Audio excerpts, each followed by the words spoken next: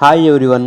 ఈరోజు ఈ వీడియోలో ఈపీఎఫ్ సంబంధించి క్లెయిమ్ చేస్తాం కదా, ఆ క్లెయిమ్ను చేయడానికి ఎంత టైం పడుతుంది, అసలు ప్రాసెస్ ఏమేమి ఉంటాయి, ఎనీ టైప్ ఆఫ్ క్లెయిమ్, మన పిఎఫ్ సంబంధించి ఎనీ టైప్ ఆఫ్ క్లెయిమ్, అన్ని రకాల క్లెయిమ్స్ ఇక్కడ చూసుకోవచ్చు. అంటే ఫామ్ 31 కానీ, 19C కానీ, 13 కానీ, ఇంకా కేవైసీ ఫామ్స్ గురించి కానీ, అంతేకాకుండా జాయింట్ డిక్లరేషన్ ఫామ్, అలా ప్రతి ఒక్కటి మనకి ఎంత టైం పడుతుంది, మనం అప్లికేషన్ సబ్మిట్ చేసిన తర్వాత ఎంప్లాయర్ ఎంత టైం తీసుకుంటారు, ఫీల్డ్ ఆఫీసర్ ఎంత టైం తీసుకుంటారు అనే దాని గురించి ఇప్పుడు క్లియర్గా మీకు ఎక్స్ప్లెయిన్ చేస్తాను ఈ వీడియోలో.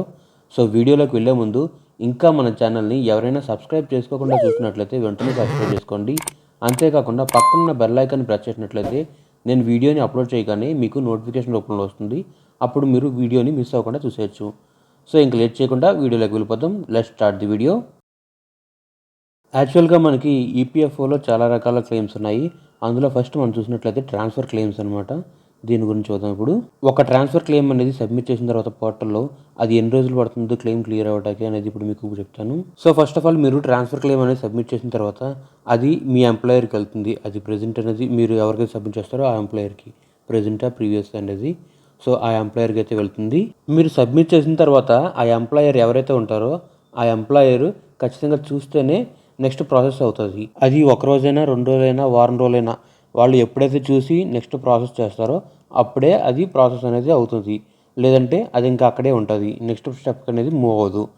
వాళ్ళు చూసిన తర్వాత ఎప్పుడైతే వాళ్ళు అప్రూవ్ చేస్తారో, వాళ్ళు అప్రూవ్ చేసిన తర్వాత అది ఫీల్డ్ ఆఫీసర్కి వెళ్తుంది. ఈ ఎంప్లాయర్ నుంచి ఫీల్డ్ ఆఫీసర్కి వచ్చిన తర్వాత వాళ్ళు 7 డేస్లో అప్లికేషన్ యొక్క స్టేటస్ చెప్తారు. అప్రూవ్ అయిందా లేదా రిజెక్ట్ అయిందా అనేది. అంటే ఈ అప్లికేషన్ అనేది 7 డేస్ లోపు, ఒక్కొక్కసారి 1 రోజులో అవ్వచ్చు, ఒక్కొక్కసారి 2 రోజులు అవ్వచ్చు, ఎలాగైనా సరే 7 డేస్ లోపే అనేది మీకు ఈ అప్లికేషన్ అనేది స్టేటస్ తెలుస్తుంది.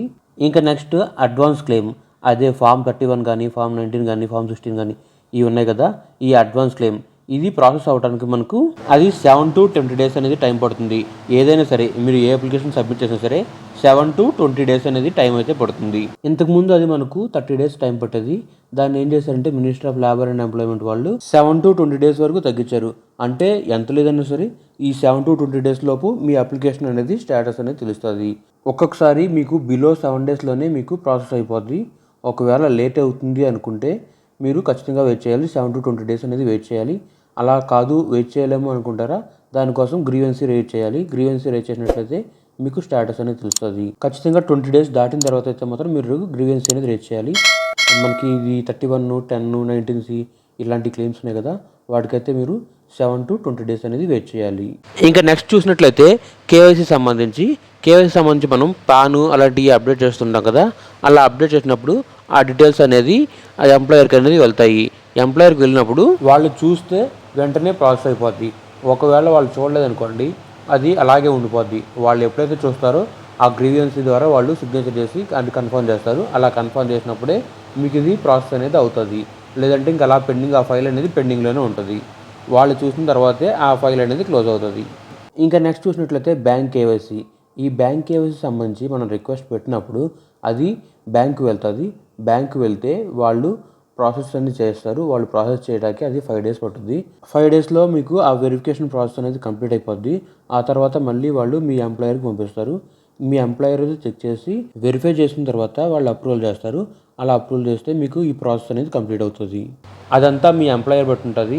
మీ ఎంప్లాయర్ బ్యాంక్ నుంచి రాగానే వాళ్ళు కంప్లీట్ చేశారంటే ఆ ప్రాసెస్ని మీకు అది కంప్లీట్ అయిపోతుంది. ప్రాసెస్ అనేది క్లోజ్ అవుతుంది.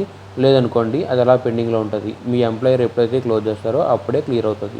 ఇంకా నెక్స్ట్ చూసినట్లయితే జాయింట్ డిక్లరేషన్ ఫామ్. ఒకవేళ మీరు జాయింట్ డిక్లరేషన్ ఫామ్ సబ్మిట్ చేసిన తర్వాత అది ఎన్ని రోజులు పడుతుంది అనేది చాలామందికి డౌట్ ఉంటుంది. అదేంటంటే దానికోసము ఇక్కడ ఒక ఫామ్ ఒకటి కనిపిస్తుంది చూసారు కదా, ఇందులో క్లియర్గా మెన్షన్ చేస్తారు టర్మ్స్ అండ్ కండిషన్స్లో ఎన్ని రోజులు పడుతుంది అనేది.